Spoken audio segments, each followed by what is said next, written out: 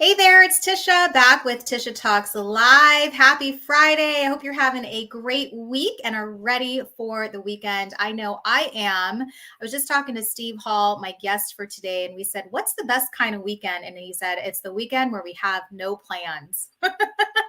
I love that because I'm someone who always has plans on the weekend and it never involves anything that I really want to do. It's usually soccer related. But anyway, this weekend on the soccer field, Saturday and Sunday, I hope you're doing something fun. I know here in Arizona, the weather is absolutely gorgeous.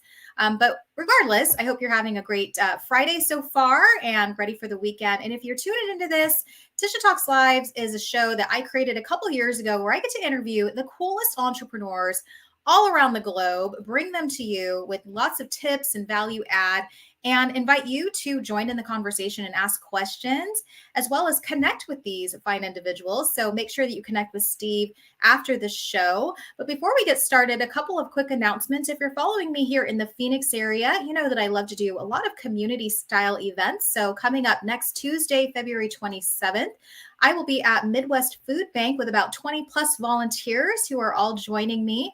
And we are going to be at Midwest Food Bank packing bags for the homeless. So that kicks off at 5:30. If you're interested in more information, I'll send you the link to that. There's always room for that as well. And then coming up in March, I have my Social Connect Simplify. This is on March 27th from 4 to 6 at Courthouse. We also have a community at socialconnect.world if you are in the Phoenix area and want to connect with some cool people. Speaking of Social Connect World, so Steve and I actually connected in Dallas. So I got to meet him in person when I hosted my Social Connect pop-up out at a really cool Dallas bar. Now I'm blanking on the name. Maybe Steve remembers it, but that's the opportunity. If you meet someone online and you're like, I like this person, if you're in their city, hit them up, go for happy hour, get a coffee, whatever that is. But always a really good idea to meet people offline as well. All right, so before we get started, I'm going to play my little dance video for you, and we'll be right back with Steve Hall. Stay tuned.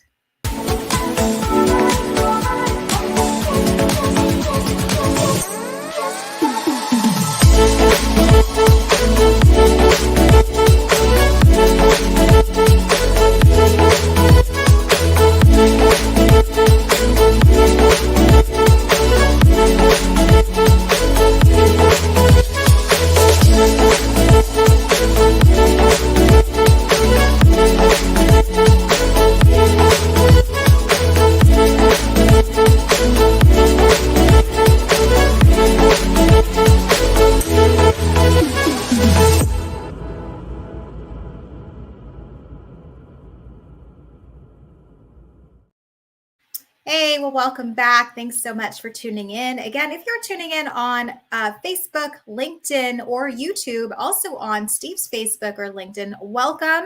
Make sure you say hi. Make sure you stick around for the conversation. And if you have any questions about how to optimize your profit and success, then Steve Hall is the guy for you. So make sure you ask those questions. All right, Steve, are you ready to join me on the Tisha Talks live stage? I am ready. You are ready. Hey, Steve, Ready. how's it going? Doing well, thank you. It's a Good. beautiful day. I don't know if it's as beautiful in Phoenix as it is in Texas today, but man, I had a hard time staying indoors today. Oh, I know. I feel like that's been my week. Like it's so easy to just go outside and relax and work in the sunshine and go meditate. And oh, it's just so fun. What's the weather like in Texas? Now you're just outside of Dallas, right?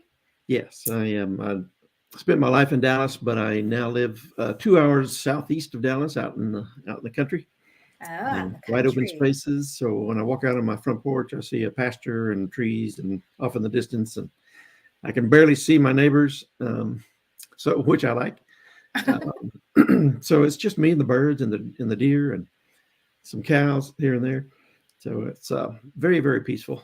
And I love it. Yeah, here we're in like the cookie cutter neighborhood, so we hear everything, we see everything. The neighbors, like I can see everything they do. Yeah, so I like where you're going, like just wide open spaces. I love All it. right. Well, I just want to say hi to those of you. I do see you on LinkedIn. Hey, thanks for tuning in. Again, don't be shy. Say hi. Ask a question if you have some. I know Luis Melendez out in Ventura says, Happy Friday, Wonder Woman from Groovy Ventura. Thank you so much, Luis, for tuning in to Tisha Talks Live. All right, Steve, are you ready? You ready? I'm ready. You ready? Okay. Well, I know that you have a book that you wrote, and I would love to know a little bit more about that book and what you feel readers will benefit from. Because I'm sure it has everything to do with this profit to success, right? This profitability, how to find more profit in your business. So tell us a little bit about the book, what's it called, and how we find it. Well, the name of the book is Pathway to Profit. Mm-hmm. Befitting for our conversation today. Anybody can find it if they want to go to Profit Path Advisory, profitpathodvisory.com. You can actually download a free copy of the book if you'd like. I recommend, maybe because you know what happens to free copies of books, they never get read. So I would much rather have a conversation with somebody. And the book was actually written. I've done a lot of corporate training over the years, and I found that as I was in the automotive space for years, 40 years in business, and about 25 or 30 of those was in automotive. And I was mostly teaching systems and accounting and processes. And I was teaching the same thing over and over and over again. So eventually I just wrote the book, not this book, but I wrote a manual. Mm-hmm. And even then, I packaged it, I delivered it, I taught from it. I still couldn't get anybody to read the book. They would always call me and ask me, and I said, "That's on page 29 of your book. Why don't you ever look at the book?" No. But anyway, that's okay. It's more for my benefit, obviously, than anybody else's. But as I was, after 30 plus years of the corporate world, mm-hmm. and working for the man, I always wanted to be an entrepreneur, mm-hmm. but I was too comfortable in my cushy job to step out and take the risk until I was forced out to take the risk due to buyout of the company I worked for. So it was the best thing that ever happened to me. That was 7 or 8 years ago, and I literally went out and was doing the same thing with the same clientele, just on my own. Which I enjoyed the freedom, but I found out that I figured out eventually I was still just exchanging hours for dollars. Mm-hmm. It was just me doing what I wanted to do. I had more freedom, but I didn't have the kind of freedom that I really wanted. And then you may recall when we were in Dallas at I don't remember the name of the bar, but it was in Deep Ellum. Mm-hmm. Interesting, eclectic part of Dallas, East Dallas, just outside of downtown. But I was talking about the fact that I do a lot of prison ministry. Mm-hmm. I guess you could call it. Started out prison ministry, and now it's really I teach a leadership class in a men's prison not too far from where I live. And so I actually wrote a leadership curriculum to teach, and now I'm teaching teachers among the inmates how to teach the leadership class to other inmates. Mm-hmm. And it's going really well, but it's been an interesting experience. I've learned a lot about people and personalities, and the fact that everybody wants to be somebody. Everybody wants to contribute something positive to the world. Mm-hmm. Even the people that you would think that society would think, they've never done anything good and they're never going to do anything good. Well, it's not really true. There's a lot of good people locked up and my best teachers are on life sentences. Oh, wow. Go figure. So I was concerned. In fact, I brought this concern up with I had a meeting with the mentors, teachers, not long ago. And I said, am I right in believing that even men on life sentences or on very long-term sentences can believe that they can do something positive for the world, and they can have a desire to want to be a teacher and a mentor and whatever, a leader, Mm-hmm. and they looked around the table at each other. There was 6 of them sitting there, and the guy that was kind of leading the conversation said, 140 years, 55 years, 30 years. On average, we've got about 50-year sentences. We're never going to leave this place. Yeah. But we're the ones leading and teaching and mentoring these men because it brings us joy and fulfillment. Yeah. So I thought, circling back to the book and the pathway to profit, my goal is to create more people who have more time to serve and teach and mentor. And I know a lot of entrepreneurs who just work all the time, like I have spent most of my years doing, and not really having the time to go do things that they may not know it yet, but if they ever have the opportunity, it brings great joy. I mean, I would rather be in the prison teaching than anything else. I don't know why. I would have never, not long ago, I would have never imagined such a thing. But it's fun, and I've actually found myself, how when you say yes to something, you start getting asked to do a lot of other things. Yeah, of course. So, yeah, and I wanted to step up and be more of a leader and practice what I preach and teach. And I tell the guys all the time, I said, whatever I'm teaching you, I'm learning it myself. It's not because I'm an expert. I'm just teaching you what I learn as I learn it. Mm-hmm. One chapter ahead, right? Well, and that's what they say a lot about mentorship too, Steve, is that you can be a mentor if you are a step or two ahead of others, right? If you've gone through that experience already, then you are a mentor. It's easy to step into those mentorship shoes. Yeah. I just want to say hi to Royce, who's joining me. Hi, Royce. Good to see you. He says hi, Tish and Steve. You mentioned something earlier at so many entrepreneurs. I think like you, I was forced into entrepreneurship as well. I feel like I was forced into entrepreneurship at least 10 years earlier than I thought I would be. I always knew I wanted to be an entrepreneur, but my former boss did not feel that way. I had an opportunity that went south, and I was like, okay, so I either go work for a company or I try this on my own. And I was like, I'm going to try this on my own, thinking that if this doesn't work, at least there's other plans if I need to go back and get a job. And I've been in business for going on 20 years this year, which to me is craziness, commendable. Awesome. Lots of bumps in the road, of course, lots of failures and learned lessons.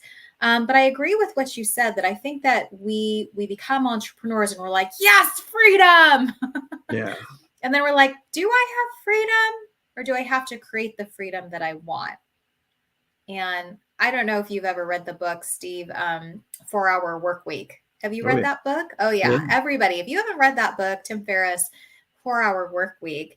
And I think it takes a lot for us to finally figure that out. How do we get to that 4-hour work week? How do we get to a place where we love what we do, we're fulfilled, we have all this joy, we're doing the things we know are purpose driven, and yet we still get to work with our clients and make a viable income and have the freedom that we want in our business. And today, that's what we're talking about. We're talking about profitability. We're talking about success. We're talking about how to double your revenue, how to just work smarter in your business.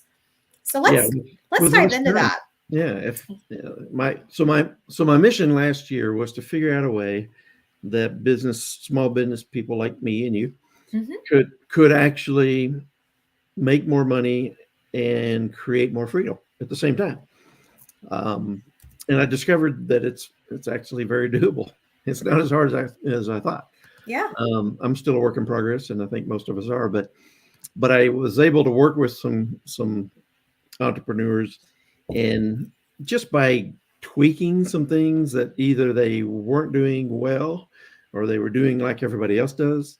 There's a couple of key components that we've learned. If we'll focus on these things, you've probably heard of the 80-20 rule, the Pareto principle. 20% of our time will produce 80% of our results if we're spending that time doing the right thing. So as I talk to small business owners, most of them, unless they've been in it a long time and they've finally arrived, if there is such a thing, Most of us we're always working in the business. We're not Mhm. working on the business. So if we can carve out some time to work on the business and with a strategic vision and strategy for doing the things that are going to move us toward our goals, um, we can. One thing, probably the number one thing that most small business owners miss the opportunity to do is to create a position of market dominance. Mm. And I think you've done that very well. So you could probably teach this class, but Oh, thank you. if we'll create a position of market dominance, which encompasses a lot of things, but number one, it's identifying who your avatar customer is, who your perfect customer is. Too many of us shoot for any customer, Everybody, anybody that will everybody and pay, anybody. Yeah. and that's just wrong. It's Mhm. just it's understandable. But if we can determine however we want to arrive at this, if we can determine who's really our perfect customer, our ideal customer, who's the type of person do we really want to do business with, and that we can provide the greatest value to, Mhm. and then the, put everything that we have and everything that we do into targeting that avatar customer, and not everybody, but niche down, right? The Mhm. riches is in the niches, they say. Um, and it does two things. Number one, it streamlines our operations, Mhm.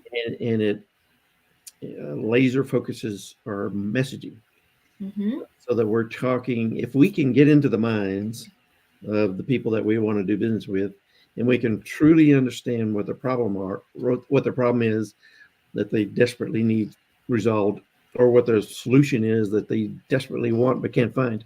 Mhm. And we can become that solution, and we can do it better than everybody else. We can charge higher prices. I was talking to a young man the other day that's in the technology business, and he says, I get a lot of my business on Fiverr and Upwork, and it's just, it's $500 here, 1,500 Yeah. here, and it's not the kind of work I really want to be doing, but it pays the bills. And so we kind of talked through that, and he arrived at the right decision. Is he said, what I want to do is I want to target the customers that I want to do business with, doing the work that I really love doing, and I want to be able to charge more money so I can give more value to Mhm. my ideal customers. And I think Mhm. that's really what it comes down to. And so as we nail that down, and we know who our customer is, and we get really good at targeting our messaging, every place that we have messaging to that target customer, then it just it makes things easier for us. It makes the process of engaging our customers or our prospects in their buyer's journey. And as we, nowadays with drip campaigns, with funnel funnel marketing and so forth, you can put things on automatic pilot, and you can start putting out things of value, Mhm. um, and not creating value for your prospects, and creating yourself as the expert in the business, so that when they choose somewhere in that buyer's journey, eventually they get to the point where they're ready to buy, and hopefully they'll think of you, obviously, as the person they want to do business with. Anyway, I'm gonna take a pause there, and I feel like Well, I'm no, all good stuff. All good stuff too, Royce. Or Royce. I'm looking at Royce's comment here, Steve. Royce says it takes years before you figure out that part was the easy button. Yeah. Yes. Right. Goodness. Yes. I was like, oh, yeah. I remember my first book, Steve, talking about books. So it's today, not today, this week is the anniversary of the second book that I released. And so my lessons in my Lexus this week is all about a lesson I shared years ago that still rings true.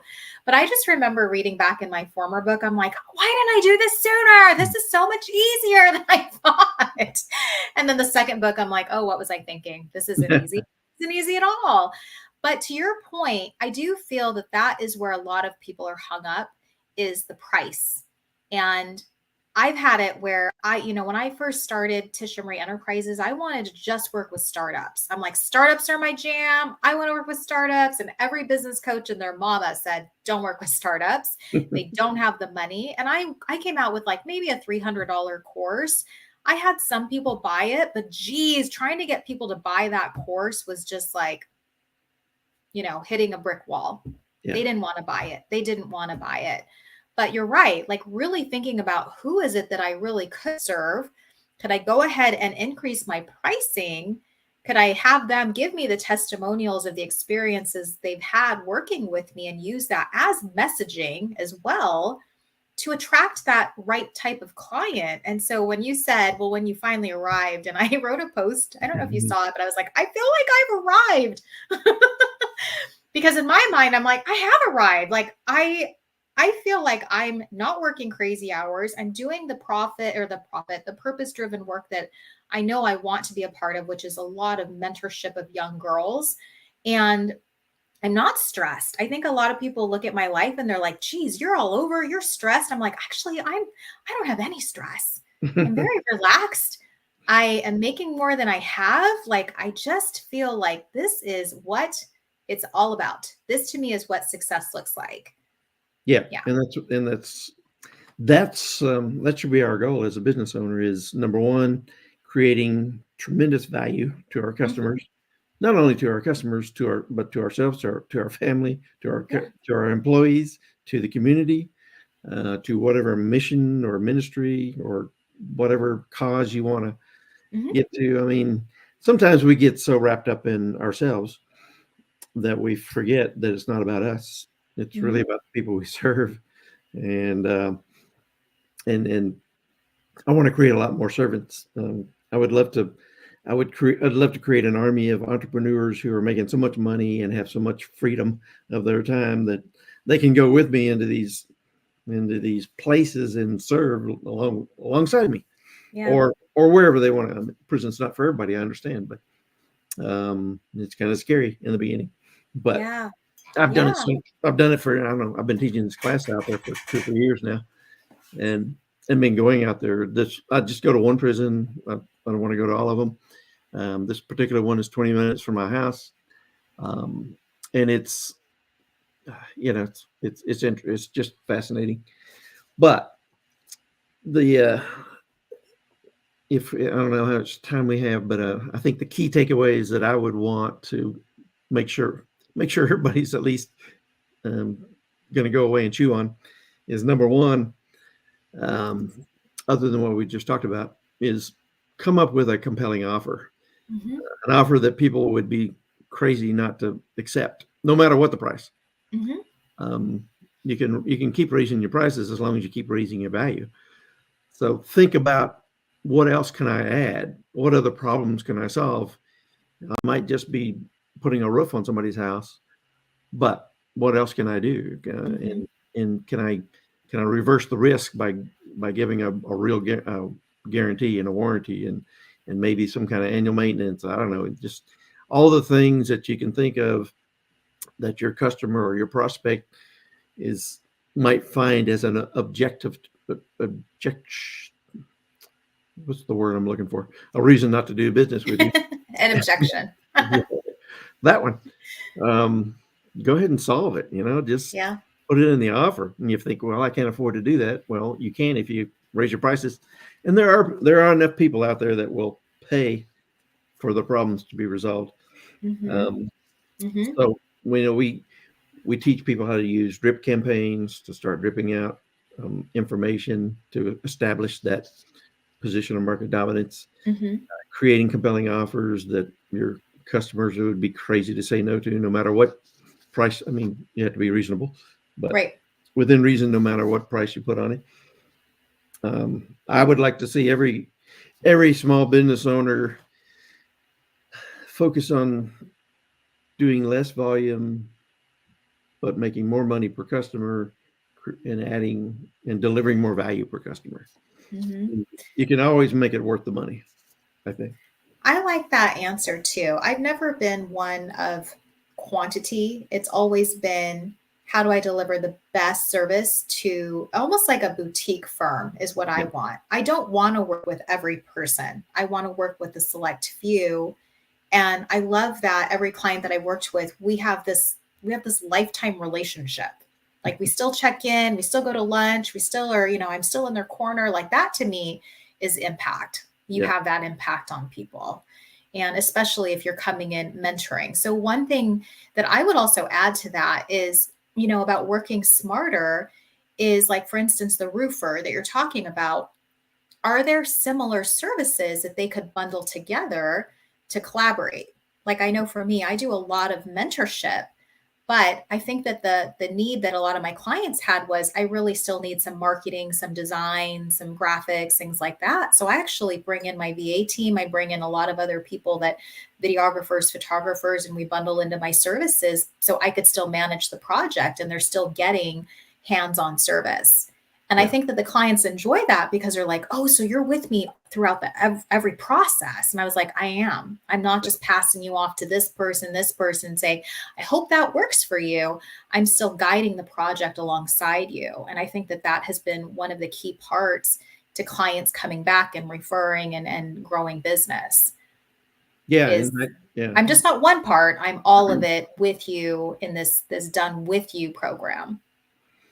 Yeah, and that's exactly the way I've modeled my business more recently. Is I only want a handful of customers. Coaching clients. I only coach a handful of businesses each year now because I want to be there for them, and I want to get them through and meet and exceed their expectations. And I can't do that if I'm working with 50 different businesses. But I can do that if I'm working with 3 or 4 or 5 different businesses at a time, at least. And so I started with some last year. Throughout the year, some of them are rolling off, and I probably will have some room to add a couple more customers soon, I hope. But I'm pretty selective. Yeah. Because I want to do business with people that I want to do business with, that are committed to doing the work. And it's fun when we're all committed to doing the work and we see the outcome. It's that's a key part right there, that if you're more committed than they are, then there's a big problem. So you want those clients that are excited to work with you and you're excited to see that outcome. Well, good. Well, I know we are winding down, Steve, so I want to give you some time to give us a shameless plug, how people can find you. You talked about your book as well, but go ahead and wind us down, and then we'll say farewell. Well, they can find me on LinkedIn. I forget what my LinkedIn profile. I think I've got you. Trust me, I've got you.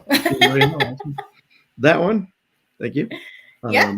And profitpathadvisory.com is my website, among others. I actually have several different websites, but that's my primary one for this book and this conversation. And it's fun. I'd love to talk to anybody that wants. There is a link on there for booking on my calendar. So if you want to book and have a conversation, I'll be happy to talk to you about it. And I'm also looking for businesses to interview. I'm working on the second edition of my book now, so trying to interview as many small business owners in different industries as I can. So I would love to interview anybody that's willing to be interviewed to get their opinion on how these strategies will work for a business in their industry. I love it. Good stuff.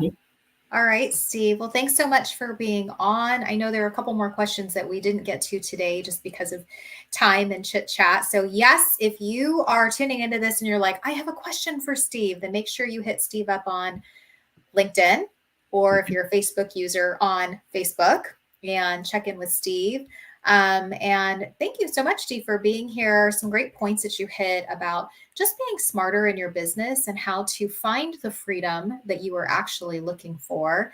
And I agree. Like, I don't feel like entrepreneurship is this burden that I'm like shackled to my desk anymore. I think before I used to think that way, but now I'm like, I actually have the freedom and the time to be able to do the things I love. And it seems like you do too. So kudos to you. That's what we need to strive for, right? That is. All right. Well, have a great weekend, everybody. And we'll Thank get you you. back next week on another Tisha Talks Live at 10:45 with my special guest, Bridget McGowan. So we'll see you guys later. Have a good one.